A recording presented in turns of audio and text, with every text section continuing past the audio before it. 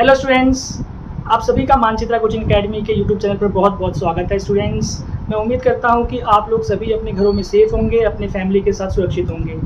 Students, आज हम applied maths का चैप्टर 1 स्टार्ट करेंगे, दैट इज़ नंबर्स, और इसमें हम एक्सरसाइज 1.1 के सॉल्यूशंस करेंगे। बट स्टूडेंट्स, एक्सरसाइज को स्टार्ट करने से पहले मैं आप सभी को बहुत बहुत बधाई देना चाहता हूं जो अभी 10th क्लास से पास आउट होकर 11th क्लास में आप लोग आए हैं। और 10th क्लास से आप लोगों को पता है कि भाई आप लोगों की जो स्टडीज़ थी किस तरीके से हुई हैं, ये आप लोग खुद जानते हैं। ऑनलाइन क्लासेस में आपने कितनी पढ़ाई की है, कैसे पढ़ाई हुई है, ये सभी को पता है ना। तो आप लोगों को 11th क्लास में थोड़ा सा ज़्यादा एफर्ट पुटिंग करना पड़ेगा अपनी तरफ से। इसलिए मैं ये वीडियोज़ आप लोगों के लिए बना रहा हूँ कि अभी जो कंटेंट अप्लाइड मैथ्स का बहुत कम अवेलेबल है यूट्यूब पर, तो इसलिए मेरी कोशिश है कि मैं आप लोगों को क्वालिटी कंटेंट प्रोवाइड करूँ। मैं इस तरीके से आप लोगों को समझाने की कोशिश करूँगा कि जिससे आप लोगों को बहुत ईजिली समझ में आए। स्टूडेंट्स, मुझे लगता है कि सभी टीचर्स अच्छा पढ़ाते हैं, सब टीचर्स अपना 100% देते हैं, बट बात आती है कि समझाने के तरीके में कि भाई टीचर्स जो है वो स्टूडेंट के साथ कैसे कनेक्ट कर पाते हैं, या स्टूडेंट जो है वो टीचर के साथ कैसे कनेक्ट कर पाते हैं कि जब उनको टीचर्स के बताए हुए मेथड तरीके समझ में आए, है ना। अगर कोई टीचर पढ़ा रहा है और उसका जो मेथड है वो बच्चे को समझ में नहीं आ रहा, तो क्या टीचर की कमी है? नहीं, टीचर तो पढ़ा रहा है ना, उन्हें तो टॉपिक अच्छे से आते हैं, क्लियर सारी चीज़ें हैं, लेकिन वो उनको डिलीवर नहीं कर पा रहे बच्चों को। तो ऐसी कंडीशन में क्या होता है कि टीचर को इम्प्रोवाइज करना चाहिए भाई अपने मेथड को, समझाने के तरीकों को। तो वही मेरी कोशिश होती है कि भाई मेरे जो मैं मेथड बता रहा हूँ, अगर आप लोगों को समझ में नहीं आ रहे तो भाई आप लोग कमेंट्स में बताइए सर कि ये मुझे इसमें समझ में नहीं आया, तो मैं कोशिश करूँगा कि उसी टॉपिक का दोबारा से वीडियो बनाऊँ और किसी तरीके से आप लोगों को समझा पाऊँ। ठीक है स्टूडेंट्स। तो स्टूडेंट्स, यहाँ पे जितने भी बच्चे हैं अभी इस वीडियो को देख रहे हैं, अगर आप लोगों ने कोई भी स्ट्रीम लिया हो, साइंस लिया हो, कॉमर्स लिया हो, आर्ट्स लिया हो, आपको इस हमारे चैनल पर अब सारे के सारे सब्जेक्ट से रिलेटेड वीडियोस आपको मिलेंगे। अब हम जल्दी ही इसमें accounts, economics, physics, chemistry, English और आपके पॉल साइंस, हिस्ट्री, ज्योग्राफी के सारे टॉपिक्स हम इसमें डालेंगे एक एक करके। आप प्लीज़ कमेंट में ज़रूर मेंशन कीजिएगा कि आपको कौन से, आपका स्ट्रीम कौन सा है और आप कौन से सब्जेक्ट के लिए हेल्प चाहते हैं। ठीक है स्टूडेंट्स, तो चलिए वीडियो को स्टार्ट करते हैं।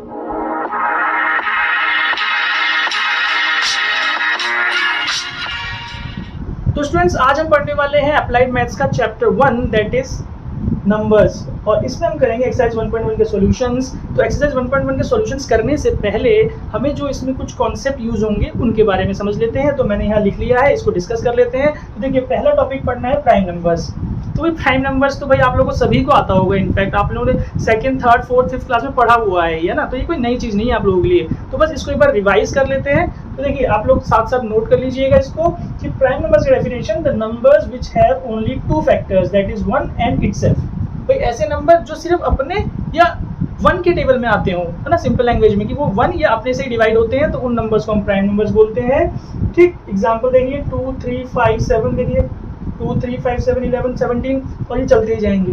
ठीक है जी। तो आप लोगों को 100 तक तो याद होने चाहिए स्टूडेंट्स। अगर आप लोगों के पास बुक है तो बुक में 100, 120 तक मेंशन है प्राइम नंबर्स, तो आप उनको उसमें से लर्न कर लीजिएगा, या आप लिखते प्रैक्टिस करते करते वो अपने आप लर्न हो जाएंगे। ठीक है, तो प्राइम नंबर्स क्लियर हो गया होगा। देन कंपोजिट नंबर, ये ऑपोजिट ऑफ प्राइम नंबर। तो देखिए, ऑपोजिट ऑफ प्राइम नंबर बोला मैंने, तो यानी कि यहाँ पे था जिसे विच हैव ओनली 2 फैक्टर्स, तो इसका ऑपोजिट हो जाएगा more than 2 factors. The numbers which have more than 2 factors are called composite numbers. ठीक है, तो कंपोजिट नंबर्स में जो आ गया 4, 6, 8, 9, मतलब 4 से स्टार्ट होगा, ये ध्यान रखिए। इसमें 1 नहीं आता, तो 1 के लिए आप नोट कर लीजिएगा, 1 is neither prime nor composite. भाई ये ना तो प्राइम में आता है और ना ही कंपोजिट में आता है 1। ठीक है जी। तो 4, 6, 8, 10 इस तरीके से चलेगा, तो ये हमारे कंपोजिट नंबर्स हो गए। अब जो ये एक्सरसाइज है 1.1, इसमें हमें प्राइम नंबर्स के बारे में ही डील करना है। तो देखिए, प्राइम नंबर से रिलेटेड जो अदर टॉपिक्स हैं वो है ट्विन प्राइम्स। ट्विन प्राइम क्या होते हैं? Pair of prime numbers whose difference is 2। भाई ऐसे प्राइम नंबर्स का जोड़ा समझ रहे हैं ना, पेयर, ऐसे 2 प्राइम नंबर्स जिनका डिफरेंस हमारा 2 हो।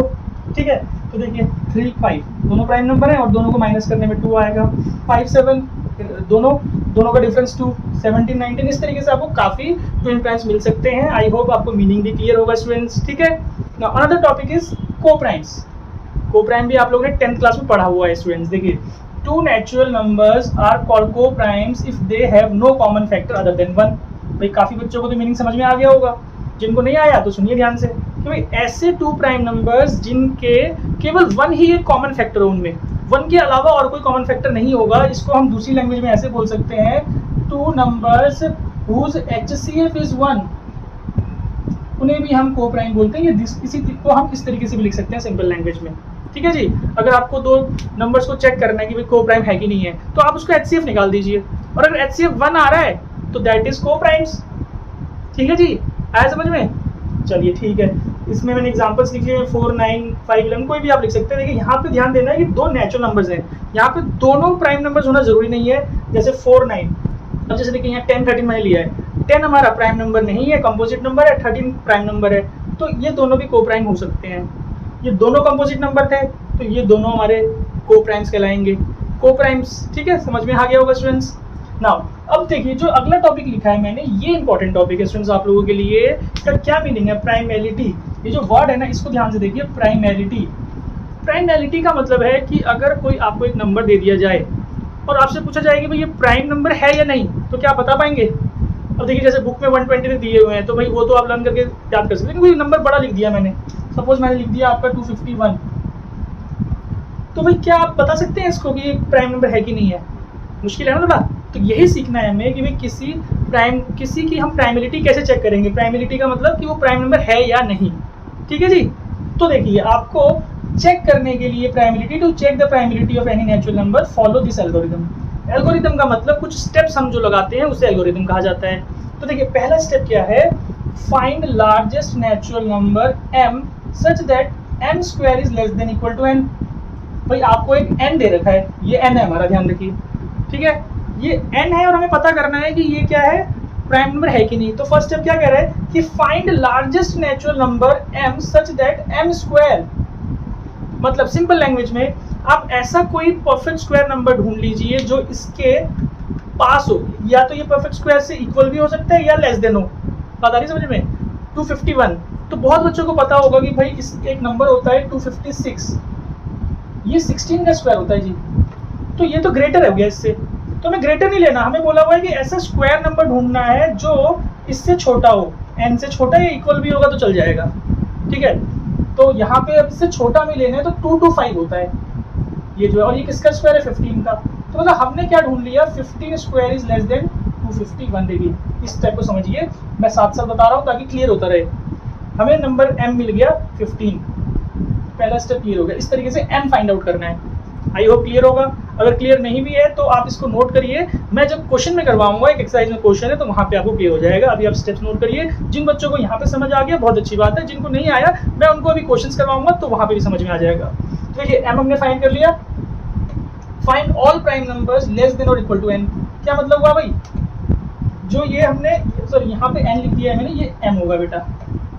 मतलब जो हमें m मिला है उससे लेस देन आपको प्राइम नंबर्स लिखने हैं सारे। तो भाई 15 से छोटे कितने प्राइम नंबर्स होते हैं? लिख लीजिए स्टेप 2 में, 2, 3, 5, 7, 11, 13, यहाँ तक आ गए।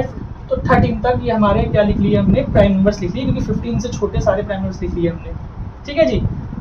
अब देखिए थर्ड स्टेप क्या कह रहा है कि if n is not divisible by any of this prime number. मतलब अब आपके पास जो क्वेश्चन गिवन था 251, इन सब नंबर से आप इसको एक एक करके डिवाइड करिए। यहाँ से 2 से डिवाइड नहीं होगा, पता है 3 से डिवाइड नहीं होगा क्योंकि इनका सम हमारा जो है वो 8 आ रहा है, 3 से डिवाइड नहीं होगा। 5 का देखिए 0 या 5 होना चाहिए लास्ट में, नहीं हो रहा। 7 से आप डिवाइड करके देख लीजिए, 7 3 21 होगा जी, यहाँ पे 4 बचा, 41 नहीं हो रहा। 11 से करके देख लीजिए भाई, 11 का रूल होता है 2 और 1 को प्लस करिए 3, 5 नहीं हो रहा 11 से। 13 से भी ये डिवाइड नहीं हो रहा, ठीक है ना। तो इसका मतलब क्या हुआ कि क्या लिखा है? If n is not divisible by any of this prime numbers then n is prime. मतलब अगर इन सब से ये डिवाइड नहीं हो रहा तो 251 इज प्राइम नंबर आपको लिखना है, इज प्राइम नंबर। क्लियर हुई बात? अगर किसी से भी एक नंबर से भी ये डिवाइड हो जाता तो फिर वो प्राइम नहीं होता, अदरवाइज नॉट प्राइम का मतलब कि अगर ये एक भी नंबर से डिवाइड हो जाएगा तो ये प्राइम नहीं कहलाएगा। ठीक है, तो प्राइमरिटी समझ में आया होगा स्टूडेंट्स आप लोगों को, आई होप, उम्मीद करता हूँ। जिनको नहीं आया अगेन मैं वो क्वेश्चंस में करवाऊंगा तो समझ में आएगा। तो स्टूडेंट्स इसको आप नोट कर लीजिए, then we will start the solutions of this exercise. और इसमें एक टॉपिक और है जो हमारा RSA एल्गोरिथम के ऊपर है, तो वो जो क्वेश्चन आएगा मैं वहीं पे समझाऊंगा आप लोगों को। ठीक है, तो आप लोग इसको नोट करिए, फिर हम स्टार्ट करते हैं एक्सरसाइज। चलिए स्टूडेंट्स एक्सरसाइज का सॉल्यूशन स्टार्ट करते हैं। बहुत ही सिंपल एक्सरसाइज है। What is the greatest prime number between 1 and 10?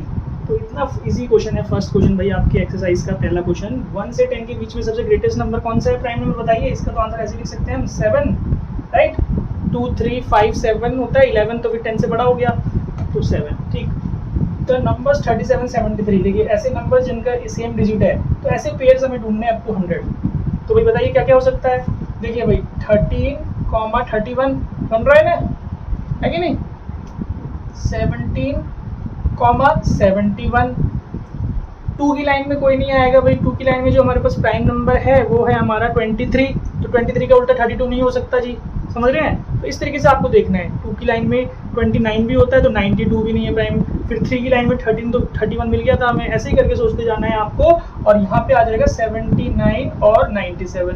तो यही हमारा 3 पेयर्स होंगे। That is answer for second question जी, ठीक है। तो देखिए स्टूडेंट्स थर्ड क्वेश्चन देखते हैं। Right 7 consecutive composite numbers between 1 and 100 so that there is no prime number between them. भाई हमें 7 ऐसे कंसेक्यूटिव का मतलब कंटिन्यूअसली लगातार नंबर ढूंढने हैं जिनके बीच में कोई भी प्राइम नंबर ना आए। भाई आप चेक करिएगा, 1 से आप स्टार्ट करेंगे तो पहली लाइन में तो बहुत सारे हैं 1 की लाइन में, देन आप 10 के आगे आएंगे तो 11, 13, 17 ऐसे, तो फिर इनके बीच में 7 नंबर्स नहीं मिल पाएंगे। तो आप देखेंगे, ध्यान देंगे तो यहाँ पे 90 की लाइन में 89 के बाद 90, 91, 92, 93, 94, 95, 96 तक, ये ऐसे 7 नंबर्स हैं जो कंटिन्यूअस हैं। 1 से 100 के बीच में और कोई कंटिन्यूअस नंबर 7 नहीं मिलेंगे जिनके बीच में प्राइम नंबर ना आए। आई बात समझ में। ये ऐसे 7 नंबर हैं जिनके बीच में कोई भी प्राइम नंबर नहीं है। आई होप क्लियर होगा third question. Now right all pairs of twin primes between 40 and 100। तो बताइए ट्विन प्राइम्स क्या था, लिखवाया था मैंने अभी। ट्विन प्राइम जिनका डिफरेंस 2 हो, ऐसे प्राइम नंबर्स। तो 40 के बाद लिखने हैं जी। तो पहला तो हमें 40 के बाद मिल गया जी 41, 43, है कि नहीं। देन उसके बाद हमें मिल जाएगा 59, 61, देन 71, 73।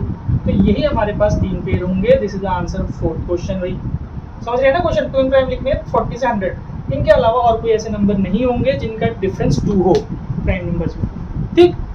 तो चलिए फिफ्थ क्वेश्चन देखते हैं। विच आर को प्राइम्स। हमें बताना है इन सब में से कौन कौन से को प्राइम्स है। को प्राइम्स का क्या डेफिनेशन था, उनका अदर देन कॉमन फैक्टर 1 के अलावा कोई नहीं होना चाहिए, ठीक है ना। 1 के अलावा कोई कॉमन फैक्टर नहीं होना चाहिए। अब तो देखिए को प्राइम्स आपको पता करना है। तो ये 18 and 35 फर्स्ट पार्ट में गिवन है। फर्स्ट पार्ट में आप क्या कर सकते हैं कि अगर आपको देख के पता लग रहा है तो वेल एंड गुड कि भाई ये को प्राइम्स है, क्योंकि 18 और 35 का कोई कॉमन फैक्टर नहीं है अदर देन 1। अगर नहीं पता लग रहा है, किसी बच्चे को कंफ्यूजन हो रही है कि कैसे पता करें, तो आप HCF फाइंड कर दीजिए। HCF कैसे फाइंड करते थे आपको पता है भाई। HCF के डिवीजन वाला मेथड लगा दीजिए आप। 35, 18, 1 से 18 लगेगा यहाँ पे हमारे पास 17, 18 को दोबारा डिवाइड करिए, 17 1 से 17 लगेगा, यहाँ पे 1 से 7 को डिवाइड कर दीजिए भाई। तो 1 17 से 17 डायरेक्टली कर दीजिए ना, तो 1 आया। HCF ही HCF होता है। तो भाई ऐसी कंडीशन में जहाँ पे HCF 1 आएगा वो हमारा को प्राइम होता है जी। तो मैंने बताया था ना आपको, कंफ्यूजन लग रहा है, पता नहीं चल रहा था, तो आप HCF निकाल दीजिए और HCF 1 आने पे वो क्या होता है, को प्राइम। 15, 37 ये भी को प्राइम है जी। 81, 16 ये हमारा को प्राइम है जी, ठीक है जी। आप HCF निकाल लीजिएगा। 17, 68 नॉट को प्राइम, क्योंकि भाई 17 4 जो 68, तो 4 भी इसमें कॉमन फैक्टर आ गया दोनों का। 215, 216 भाई ये हमारा को प्राइम है। आप इसका HCF निकाल के देखिएगा, को प्राइम बनेगा। 6 पार्ट देखिए 30, 45, तो ये क्लियरली को प्राइम नहीं है क्योंकि इसमें कॉमन फैक्टर 5 मिल रहा है हमें। तो आई होप को प्राइम्स क्लियर होगा स्टूडेंट्स आप लोगों को, ठीक है। नाउ इसका 6th क्वेश्चन देखते हैं। Express sum of twin primes. तो ट्विन प्राइम्स क्या होते थे आप लोगों को अभी हमने यहाँ बताया था कि जिनका डिफरेंस 2 है। तो अब ये करना क्या है कि 24 जो गिवन है हमें, इसको हमें ऐसे में 2 नंबर से डिवाइड करना है जो ट्विन प्राइम हो और उनका सम भी 24 आए। हम इसको ऐसे लिख सकते हैं 13 + 11 भी 24 आ रहा है, दोनों को प्राइम 24 आ रहा है और दोनों ट्विन प्राइम्स भी हैं। 36 को हम कैसे लिख सकते हैं बताइए। 17 + 19 भाई प्लस करके 36 आएगा, दोनों ट्विन प्राइम्स भी हैं, ठीक है जी। 84 में देखिए अभी 40 की लाइन में मिल जाएगा हमें। 41 + 43 क्लियर।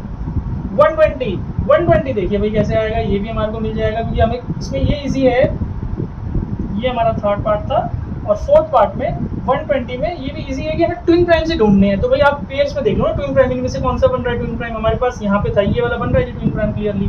59 + 61 को ऐड करेंगे तो आ जाएगा ना, आई बात समझ में। तो आप इनको नोट कर लीजिए, then we will do the remaining questions of this exercise. तो चलिए स्टूडेंट 7 क्वेश्चन का सॉल्यूशन करते हैं। Check the primality of the following. तो मैंने अभी वीडियो के स्टार्टिंग में आपको बताया था कॉन्सेप्ट में प्राइमलिटी कैसे चेक करते हैं, एल्गोरिथम लिखवाई थी। जिन बच्चों को वहाँ समझ नहीं आया वहाँ ध्यान से देखिएगा। भाई 251 का मैं ऑलरेडी करा चुका हूँ, वीडियो को पैक करके देख लीजिएगा। मैं 323 का बता रहा हूँ यहाँ पे। सॉल्यूशन नंबर 7 इसका सेकंड पार्ट 323। तो हमें पहले इसके नियरेस्ट आप देख लीजिए भाई इसके नियरेस्ट स्क्वायर नंबर ढूंढ लीजिए पहले। नियरेस्ट का मतलब इससे ज़्यादा भी ले सकते हैं, इससे कम भी। तो 323 है, तो इसके नियरेस्ट में हमारा 324 मिलता है जो कि 18 का स्क्वायर है। तो ये तो ज़्यादा नंबर है ना, ज़्यादा नहीं लेना आपको। इससे कम क्या होगा, ज़्यादा मैंने इसलिए निकाला कि 18 हमें पता लग गया। अब 18 के बैक चले जाइए आप 17, तो हमें ये लिखना है कि 17 का जो स्क्वायर है वो लेस देन इक्वल टू 323 हमें मिल गया, क्योंकि 17 का स्क्वायर 289 होता है। 289 के बाद 324 आता है। बात समझ में आ रही है? अगर डायरेक्टली 17 निकाल सकते हो तो अच्छी बात है भाई, ठीक। तो 17 हमें मिल गया, तो m हमारा 17 हो गया। Now prime numbers less than 17 लिख लीजिए। प्राइम नंबर्स लेस देन 17 क्या क्या होते हैं भाई? प्राइम नंबर लेस देन 17 हमारे पास आ जाता है 2, 3, 5, 7, 11, 13, 17। 17 भी आ रहा है तो 17 को भी लिखना पड़ेगा, ठीक है। इक्वल टू में भी उसको लेना पड़ता है ना। अब आप इन नंबर से इसको डिवाइड करिए एक करके। भाई 2 से तो ये होगा नहीं, 3 से कैसे? 3 को इनको प्लस कर लीजिए, 8 आ रहा नहीं होगा, 5 से नहीं होगा, पता लग रहा है। 7 से इसको डिवाइड करके देख लीजिए। देखिए मैं ओरली कर रहा हूँ। 7 4 जो 28, 4 बचा 43, तो 43 7 से नहीं हो रहा। 11 से क्या रूल होता है जी? 11 को आप इन दोनों को प्लस कर लीजिए 336, और ये 2 भी जो माइनस करिए 4, ये 11 से भी नहीं हो रहा। 13 से डिवाइड करके देखिए रफ में। 13 टू 26 आ जाएगा 663, 13 के 63 नहीं आता। 17 से डिवाइड कर देख लीजिए भाई। 17 बन जा 17, बचेगा हमारे पास कितना? 15, 153। यस, 17 से ये डिवाइड हो रहा है। 17 से ये डिवाइड हो रहा है। कैसे? आप चेक कर लीजिए। 323 डिवाइडेड बाई 17, 17 1 जा 17 आएगा, बिकॉज 72 जा 34 ज़्यादा हो गया जी। यहाँ से बचा 15, 3 नीचे उतारिए, 17 9 जा 153 हो गया जी। तो अगर ये एक नंबर से भी डिवाइड हो रहा है तो इसका मतलब ये हुआ कि ये क्या है? प्राइम नंबर नहीं है। 323 इज नॉट प्राइम। ठीक है जी, क्लियर है? आपको लिखना है since 323 is divisible by 17, therefore. ऐसे आप बीच में ये लाइन लिख लीजिएगा, उसके बाद ये नॉट प्राइम लास्ट में। नाउ थर्ड पार्ट देखते हैं स्टूडेंट इसका 597। तो भाई 597 से स्मॉलर स्क्वायर नंबर ढूंढिए। लाइक ये 625 का होता है, 25 का। तो 25 से पहले 24 का 576 मिल गया, इससे छोटा।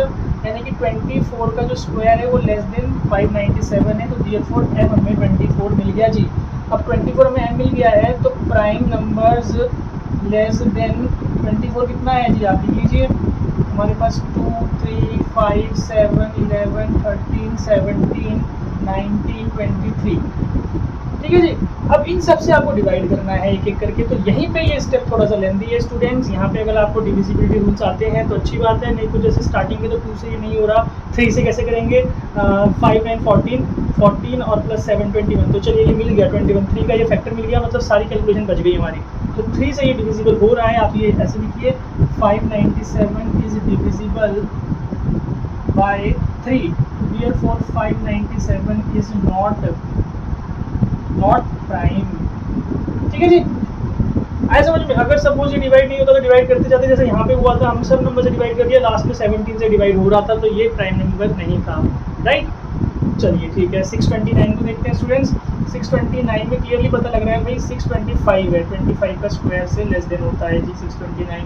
तो हमें n की वैल्यू तो 25 मिल गई। अब प्राइम नंबर्स लेस देन क्या होंगे बताइए? लेस देन 25 हमारे पास क्या क्या आ जाएगा? यही सारे नंबर्स आ जाएंगे, 2, 3, 5, 7, 11, 13, 19, 20। तो चलिए 2 से नहीं होगा, 3 से चेक कर लीजिए। 11, 7 भी नहीं हो रहा इस बार, 5 से नहीं होगा क्योंकि लास्ट में 05 चाहिए। 7 से डिवाइड कर लीजिए। 7 का डिविजिबिलिटी रूल थोड़ा सा डिफरेंट होता है, तो वो डिफरेंट ना लगाकर आप डिवाइड कर दीजिए।